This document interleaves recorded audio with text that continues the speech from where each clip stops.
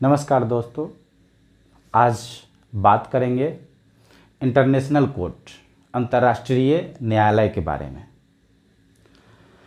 जब हम गांव में किसी से हमारा झगड़ा होता है, जैसे गांव में कोई मारपीट कर लिया, कुछ कर लिया, कोई बच्चा ही लड़ लिया, बच्चा के लड़ने के बाद अब सियाना लड़ने लगा, तो चलो भाई हम तोरा देख लेंगे, तो हम तोरा देख लेंगे। केस होता है तो केस का फैसला कोर्ट में मिलता है कि किसकी गलती थी, किसकी गलती नहीं थी। वकील इसकी दलील देते हैं, जज इसका सुनवाई करता है, तब जाके इसका फैसला होता है। लेकिन जब दो देशों के बीच आपसी मतभेद होता है किसी संधि पर, सीमा विवाद पर, या कहीं किसी का कुछ फंस गया, माल फंस गया किसी देश का किसी देश में, तो उसको उसकी क्षतिपूर्ति कैसे मिलेगी, इसका फैसला कैसे होगा, तो इसके लिए अंतर्राष्ट्रीय कोर्ट बनाया गया है। दोनों देशों के आपसी सहमति से ये अंतर्राष्ट्रीय कोर्ट फैसला देती है, इसलिए अंतर्राष्ट्रीय कोर्ट बनाया गया है। आज हम अंतर्राष्ट्रीय कोर्ट के बारे में ही बात करेंगे। अंतर्राष्ट्रीय कोर्ट न्यायालय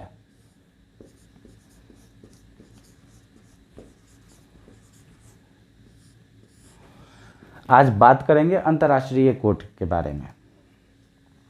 अंतर्राष्ट्रीय कोर्ट, इसकी कोई स्थापना की फिक्स डेट नहीं है। ये कब बना, इसको आप कहीं भी अगर आप डाल के देखेंगे, लिख के देखेंगे, या जनरल नॉलेज में देखेंगे, या गूगल पे भी सर्च करेंगे, तो आपको कहीं नहीं मिलेगा कि अंतर्राष्ट्रीय कोर्ट कब बना था। अंतर्राष्ट्रीय कोर्ट में पहला अधिवेशन जो हुआ था वो हुआ था 18 अप्रैल 1946 को। ये बना कब था उससे पहले इसकी कोई जानकारी नहीं है। इसमें जो पहला अधिवेशन हुआ था वो हुआ था 18 अप्रैल 1946 को। इसका मुख्यालय हेग में है। जैसे हम लोग देश का जो सर्वोच्च न्यायालय है उसको हम लोग सुप्रीम कोर्ट बोलते हैं, वैसे ही ये जो अंतर्राष्ट्रीय न्यायालय है इंटरनेशनल कोर्ट, इसको हम लोग शांति पैलेस, शांति महल के नाम से, पीस पैलेस के नाम से जानते हैं, शांति महल के नाम से। इसमें लगभग 15 जज होते हैं। 15 जजों का ये पैनल होता है। ये 1946 में इसमें पहला अधिवेशन हुआ था, 18 अप्रैल 1946 को। 18 अप्रैल 1946 में पहला अधिवेशन इसका हुआ था, या यूं कहें कि पहली सुनवाई 18 अप्रैल 1946 को हुई थी। ये बन तो गया, इसको बहुत सारे देशों ने मिलके, संयुक्त राज्य है या कई सारे देशों ने मिलके इसको बना तो दिए, इसकी स्थापना तो हो गई। ये 18 अप्रैल 1946 से चालू तो हो गया, लेकिन इसमें लोग जाते नहीं थे। इसमें देश जाने के लिए तैयार नहीं था। उनको ये पहले मालूम था कि अगर हम जाएंगे वहाँ तो यहाँ हम पे अपना फैसला थोपा जाएगा और सभी देश मिल के हम पे ये लागू करेंगे, इसलिए कोई देश जल्दी जाता नहीं था यहाँ। 1980 तक लगभग 9 के बराबर अंतर्राष्ट्रीय कोर्ट में केस गया था, लेकिन 1980 के बाद विकासशील देशों ने विचार विमर्श किया कि अगर हमने अंतर्राष्ट्रीय कोर्ट की स्थापना की है, इसमें अगर अधिवेशन नहीं होता है तो इसकी स्थापना बेकार होगी, और इसमें जो जज हैं इनको हम वेतन देते हैं तो ऐसे ही फ्री में वेतन दे देंगे, ये बना हुआ रहेगा। इसमें जज आएंगे, बैठेंगे, जाएंगे घर, वेतन ऐसे ही इनको मिलता रहेगा, तो बनाने का फ़ायदा क्या है। इसलिए 1980 के बाद इसमें कार्य प्रणाली अच्छी तरह से कार्यवाही चालू हो गई। इसमें 15 जज होते हैं। 15 जज नियुक्त तो होते हैं। अगर 15 जज कार्यवाही के समय उपस्थित नहीं है या किसी कारणवश उपस्थित नहीं है तो कम से कम 9 न्यायाधीश भी अगर हैं तो भी कार्यवाही शुरू की जा सकती है।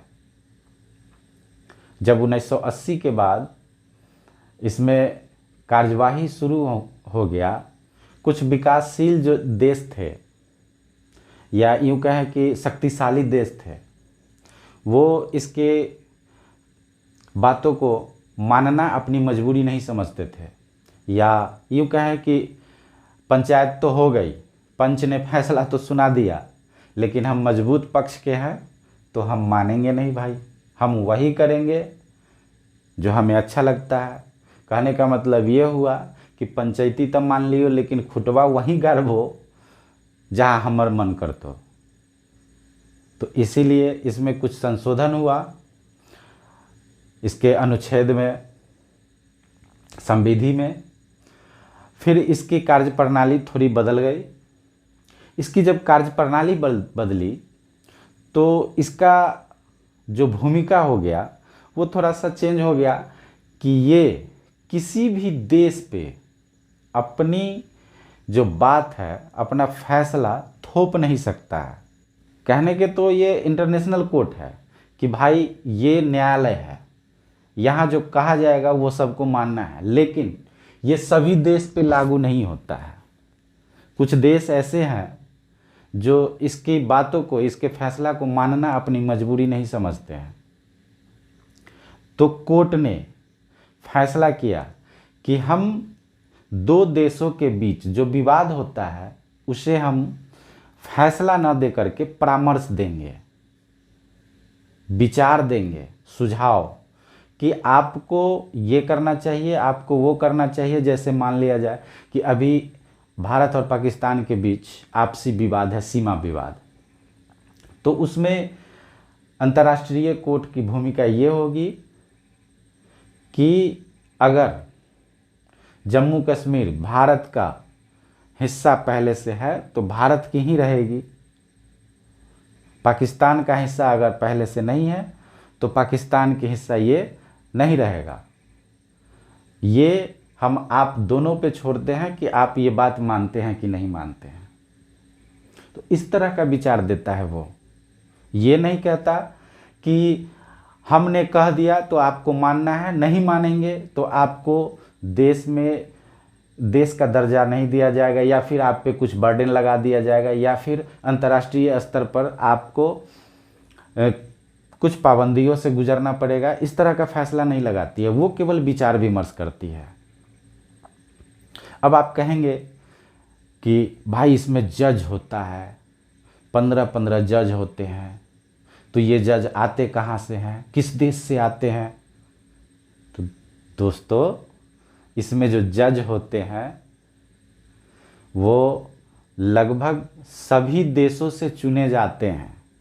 और ऐसा नहीं है कि आप कहेंगे कि 15 जज ही होते हैं तो सभी देशों से कैसे चुने जाते हैं? दोस्तों, जजों का भी कार्यकाल होता है, उनका भी कार्य अवधि होती है। इसमें जो जज होते हैं 15 जज, ये जज का कार्य अवधि जो होता है वो केवल 9 वर्षों का होता है। 9 वर्ष का कार्यकाल होता है जज का।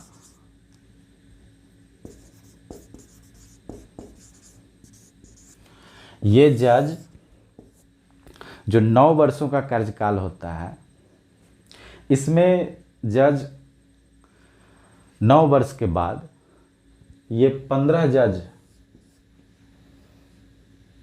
निष्क्रिय हो जाते हैं, या यूँ कहें कि कार्यावकाश इनको मिल जाता है। और जब इनको फिर से चुना जाता है तो सवाल उठता है कि इनको चुनते कौन है? तो इनको चुनने की जिम्मेवारी जो है वो सामान्य सभा के सदस्य करते हैं। जो सभी देश मिलके जो सामान्य सभा करते हैं, उस सामान्य सभा के सदस्य इन जजों की नियुक्ति करते हैं। और आपको मैं बता दूं कि 15 जज जो होते हैं, एक बार में ही इनको हटा नहीं दिया जाता है। इनको बारी बारी से इनकी कार्यकाल अवधि जो होता है, कार्य अवधि होता है, ये बारी बारी से इनका ख़त्म होता है। फिर इनको हटा के दूसरे को नियुक्त किया जाता है, फिर इनको हटा के दूसरे को नियुक्त किया जाता है। ऐसे करके इनकी कार्य अवधि की जाती है। अगर किसी देश के जज, न्यायाधीश अच्छे हैं, उनकी उम्र अच्छी है, स्वास्थ्य अच्छा है, वो कार्यकाल में बने रह सकते हैं। और देश की मंशा भी है कि इन्हीं को बना के रखा जाए, तो 9 वर्ष के बाद भी उन्हें पुनः चुना जा सकता है इस न्यायालय में।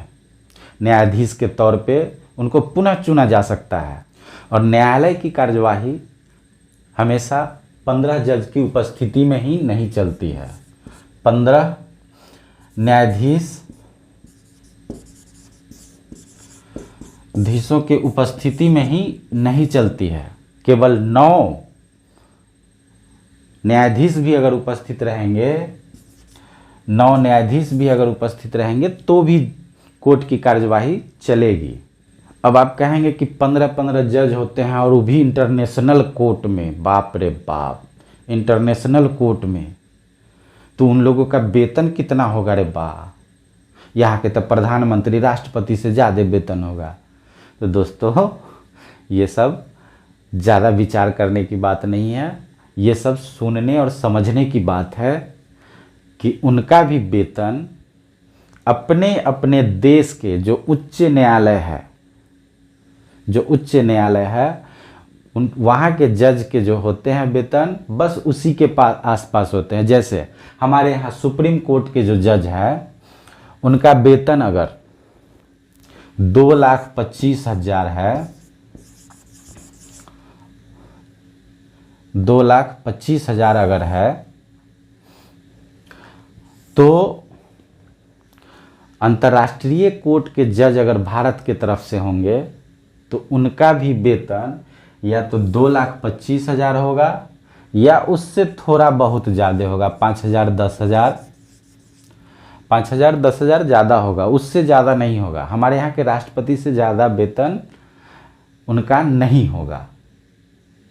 उनका भी वेतन बस इसी के आसपास होगा, उससे ज़्यादा नहीं। अंतर्राष्ट्रीय कोर्ट के सदस्य देश 193 हैं। लगभग 193 देश अंतर्राष्ट्रीय कोर्ट के सदस्य हैं। अब आप कहेंगे कि ये किन किन विषयों पर अपना फैसला दे सकती है। तो आपको बता दूं कि किसी भी देश के बीच, किसी भी 2 देशों के बीच विवादित संधि के ऊपर ये अपना फैसला दे सकती है। विवादित सीमा पर ये अपना फैसला दे सकती है। और ये इसका जो फैसला होता है, मैंने आपको पहले भी बताया है कि इसका जो फैसला होता है, वो फैसला जैसे हम लोगों को मिलता है, पंचायत में हो गया या फिर कोर्ट में हो गया कि आपको ये करना ही है, ऐसा फैसला नहीं होता है इसका। हम लोगों को तो होता है गांव में कि बाबू रे कह दिलियाऊ कि जब फलनामा अगर गलती कल कही है तो ओकरा एगो टोकना लगता हो, चाहे 11,000 रुपया जुर्माना लगता हो, तो उसको देना पड़ता है।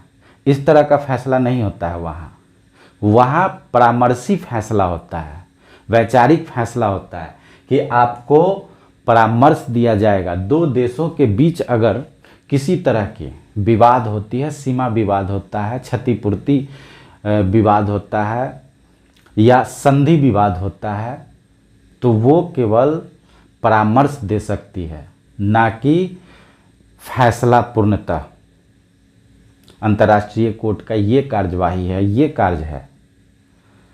यहाँ की तरह सुप्रीम कोर्ट की तरह फांसी की सज़ा नहीं होती है, उम्र कैद की सज़ा नहीं होती है कि बाबू रे मिल गए फैसला अब तोरा उम्र कैद होता हो, ऐसा नहीं होता है। यहाँ होता है कि आपको सुझाव दिया जाता है कि आप दोनों देश बैठ के आप इस पे विचार करें और जो जनता के हितकारी बात हो और हित के लिए हो और दोनों देशों के बीच फायदे की बात हो, उस पे विचार किया जाए। और इस तरह का विचार दिया जाता है कि आप अगर चाहें तो दोनों देश मिलके इस संधि को सुधार कर सकते हैं या फिर निरस्त कर सकते हैं। इस तरह का विचार दिया जाता है उसमें।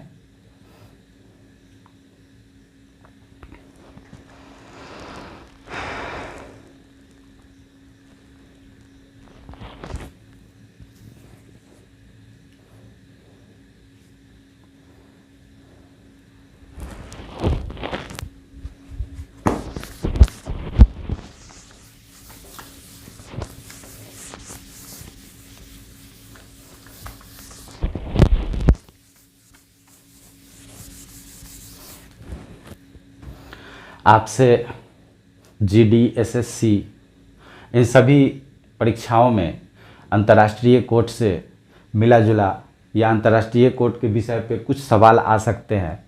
जो सवाल इस तरह का हो सकता है कि मैं लिखूंगा नहीं बोर्ड पे, मैं बताऊंगा, बोलूंगा कि अंतर्राष्ट्रीय कोर्ट में प्रथम अधिवेशन कब हुआ था। तो आप कह सकते हैं कि 18 अप्रैल 1946 को इसका प्रथम अधिवेशन हुआ था। अगर आपसे किसी ने पूछा कि अंतर्राष्ट्रीय न्यायालय में हमारे भारत के तरफ से प्रथम मुख्य न्यायाधीश कौन थे, तो डॉक्टर नगेंद्र सिंह थे। डॉक्टर नागेंद्र सिंह।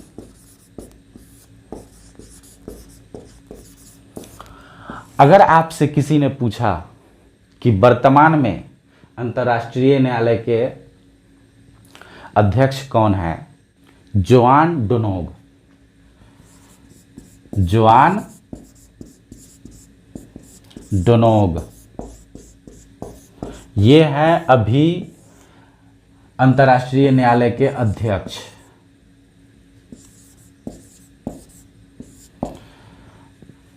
अब आप क्लियर हैं, आपको ये अंतर्राष्ट्रीय न्यायालय के बारे में लगभग सारी जानकारी मिल चुकी है कि अगर आपसे किसी ने पूछा कि अंतर्राष्ट्रीय न्यायालय में प्रथम अधिवेशन कब हुआ था, तो आप कह सकते हैं कि 18 अप्रैल 1946 को।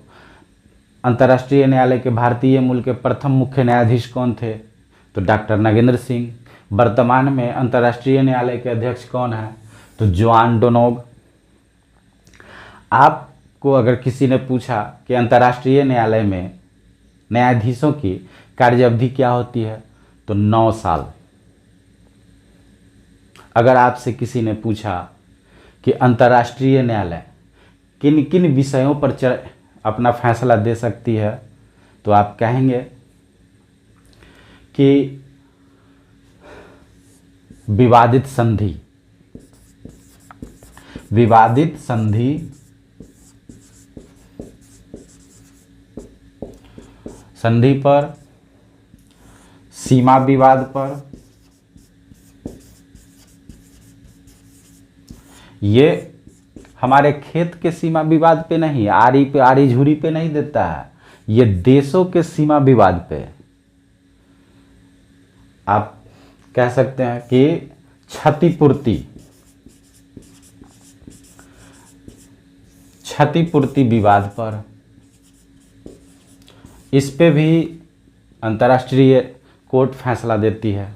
तो दोस्तों, ये वीडियो आपको कैसी लगी आप हमें कमेंट बॉक्स में बताएंगे, लाइक करेंगे और इस वीडियो को शेयर करेंगे और हमारे चैनल को सब्सक्राइब करेंगे। हम आपको अच्छी अच्छी जानकारी दें, इसलिए सब्सक्राइब करने के बाद बेल आइकन जरूर दबाएं।